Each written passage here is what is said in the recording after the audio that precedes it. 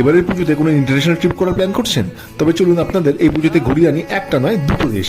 ঠিক শুনেছেন, দুটো দেশ যা আজকাল ভারতীয়দের কাছে ভীষণভাবে জনপ্রিয়, ভিয়েতনাম ও কম্বোডিয়া।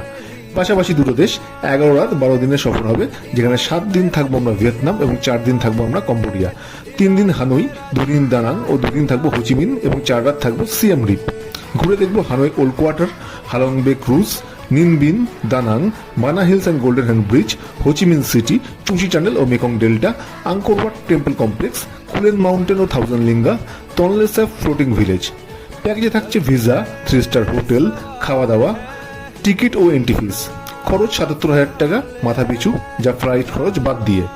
তাহলে আর দেরি না করে এখনই যোগাযোগ করুন আমাদের সাথে 9123694341, কল বা হোয়াটসঅ্যাপ করুন অরিজিৎ ট্যুরস অ্যান্ড ট্রাভেলস। ধন্যবাদ।